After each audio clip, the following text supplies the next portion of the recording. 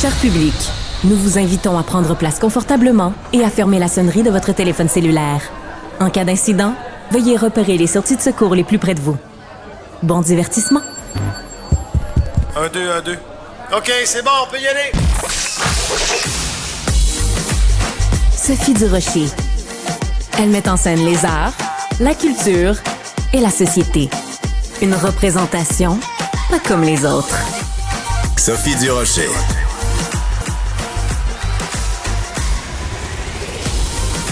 Bonjour tout le monde, j'espère que vous allez bien.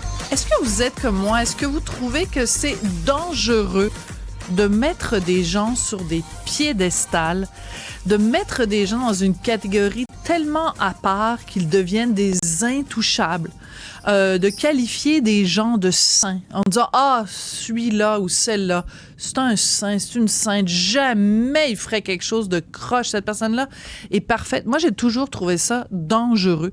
C'est ce qu'on a fait pendant des années avec un monsieur qui s'appelle l'abbé Pierre, qui est quelqu'un qu'on présentait comme quelqu'un d'excessivement généreux. Il a tellement contribué à la société avec Emmaüs, entre autres, avec tout le travail qu'il a fait auprès des déshérités de la terre. Sauf que depuis quelques semaines, pour ne pas dire quelques mois, on apprend qu'il aurait eu un passé d'agresseur sexuel. Il y a de plus en plus de témoignages qui viennent de l'avant.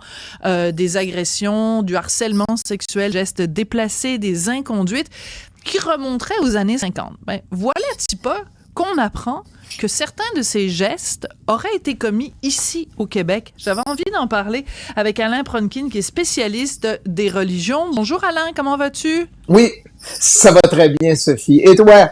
Ben, moi, ça va très bien, mais le seul problème, c'est que chaque fois qu'on se parle, toi et moi, Alain, c'est pour parler, parce que c'est un sujet auquel je m'intéresse énormément, c'est pour parler de malversation de la part de personnes reliées au domaine religieux.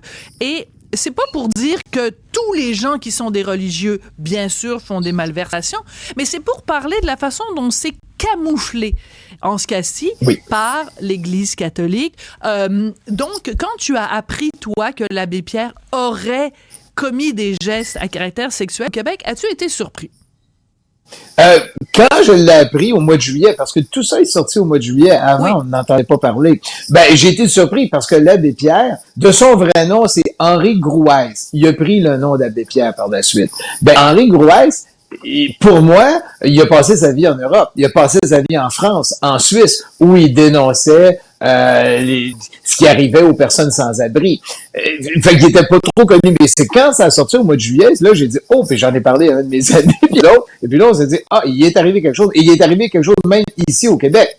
Et c'est là où ça a pris forme. Mais avant ça, écoute, nous, on avait l'affaire de Jean Vanier, mais Jean Vanier avait seulement voulu devenir prêtre. Tandis que l'abbé Pierre était un prêtre. Il était d'abord un capucin. Il a été, d'une certaine façon, expulsé de son ordre. Il va avoir une raison. Il s'est retrouvé dans un diocèse à Genève. Mais l'abbé Pierre, juste pour situer nos auditeurs, c'est que c'est d'abord quelqu'un qui a fait la résistance. Il était prêtre, il a fait la résistance. Il est devenu député en France. Et donc, il y avait vraiment une aura. Et en plus, il a fait un discours, semble-t-il, flamboyant, où il a dénoncé les gens qui mouraient de froid dans les rues de Paris en 1954. Voilà. Et là, il a formé évidemment les disciples d'Emmaüs. Mais c'était une personnalité majeure dès les années 50. Voilà, puis bon, les disciples d'Emmaüs, quand même, c'est quelque chose qui a été connu des deux côtés de l'Atlantique. Donc, un petit peu plus tôt cette année, donc l'organisation Emmaüs avait mandaté un organisme pour faire enquête.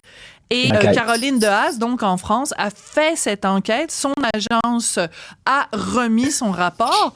Et ce que ça démontre, c'est que pendant des décennies, les femmes se plaignaient qu'il les avait agressées, qu'ils faisaient des commentaires déplacés, des gestes déplacés, parfois même envers des enfants.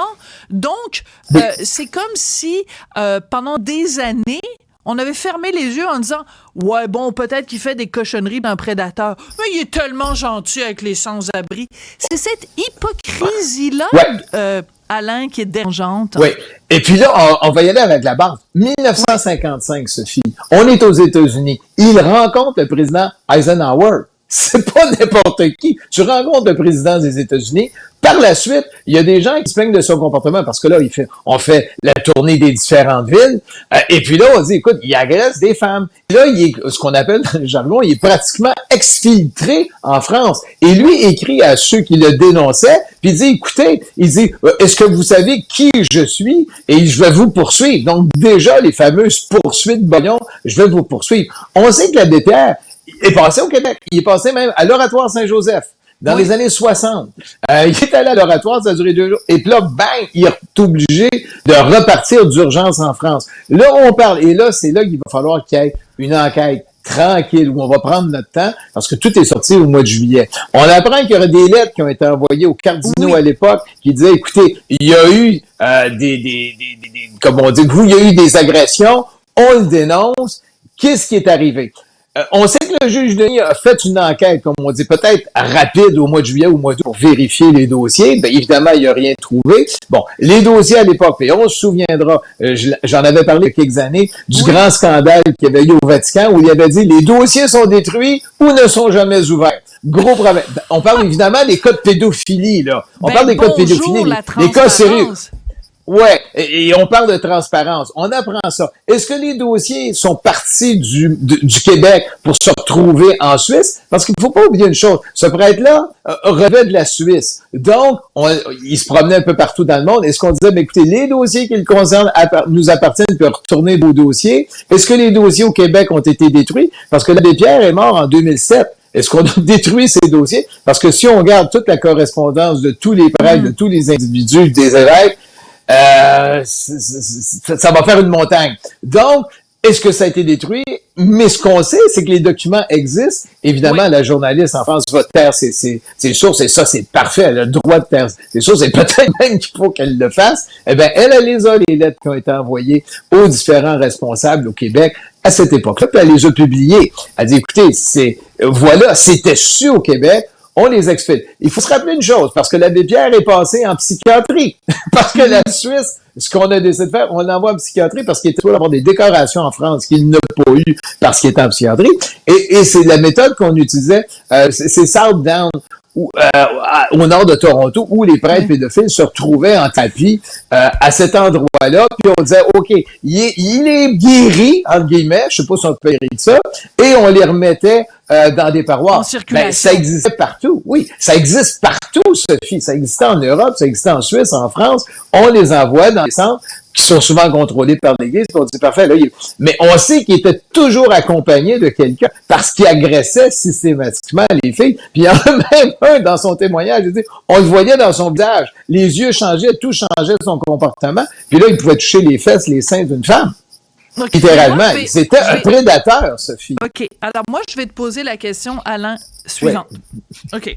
Si une entreprise, appelons-la l'entreprise X, Y, Z, OK? Oui. Elle a 500 employés et que on apprend qu'il y a 10% des employés, 50 employés de l'entreprise X, Y, Z, dont on sait qu'ils agressent des femmes, qu'ils agressent des enfants, qu'ils le font pendant des années, et que l'entreprise XY, la direction est au courant. Ben, les gens vont se scandaliser, vont se révolter, ils vont dire, moi, je n'achète plus les produits de l'entreprise XYZ.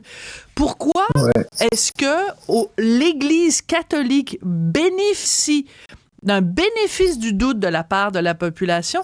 On le sait, quand quelqu'un est un agresseur, il ferme les yeux ou alors il l'envoie suivre des thérapies bidons ou alors il les prenne, il le déplace d'une paroisse à l'autre. Comment ça se fait que, par exemple, l'affaire de l'abbé Pierre, que ça ne soulève pas plus d'indignation au sein de la population? Parce qu'il est décédé sans doute en 2007, les gens doivent se dire, bon, ben, c'est des vieilles histoires, mais les gens sont... Je vais te donner un exemple, Sophie.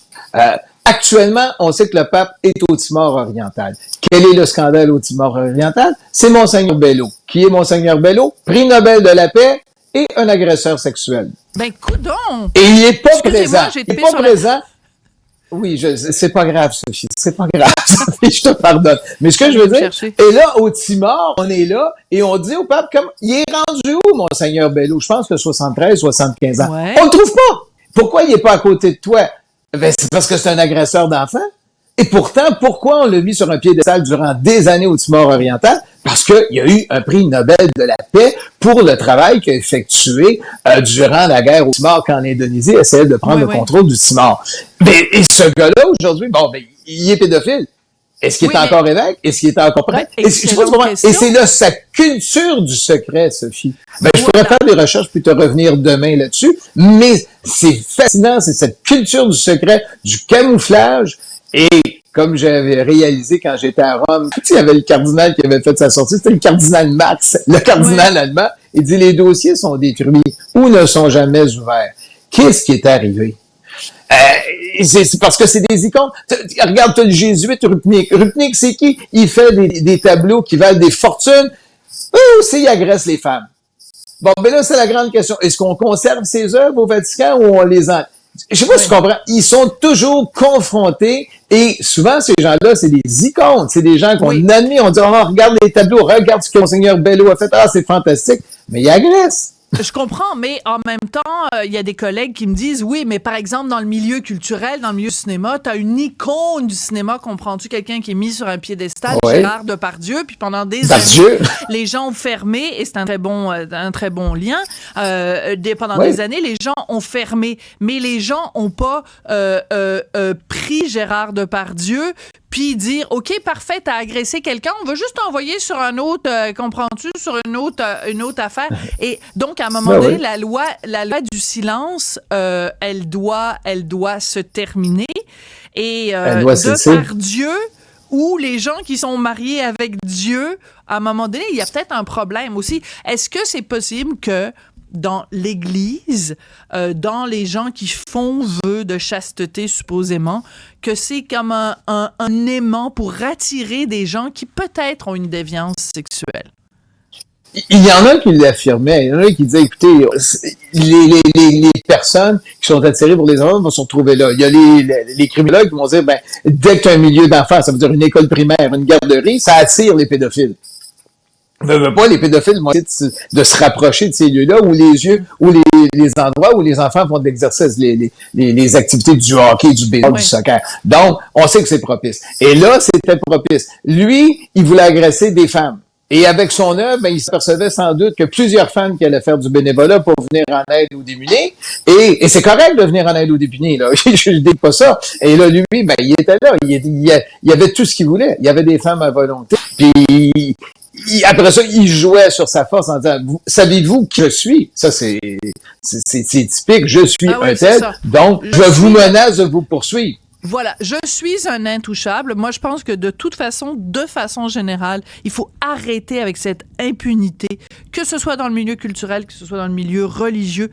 Personne n'est au-dessus des lois, personne n'est au-dessus de la dignité humaine, et personne n'est un intouchable, surtout si on se sert de son statut d'intouchable pour justement faire des attouchements absolument dégueulasses. Donc, une information quand même extrêmement troublante, et je pense qu'en effet, il faut faire enquête et en savoir beaucoup plus sur les gestes qui ont exactement été posés. Puis, j'invite aussi les gens, peut-être que c'est possible, qu'il y a des gens qui nous écoutent, qui ont connu ou qui connaissent des gens qui ont été justement la cible de l'abbé Pierre au moment où il a été de passage au Québec. Alors, j'invite tous les gens à nous écrire sophie@cube.ca. On sait jamais, comme disait l'autre, à la gang, on sait tout. Merci beaucoup, Alain Prandtl. Oui, merci. Bonne journée, Sophie.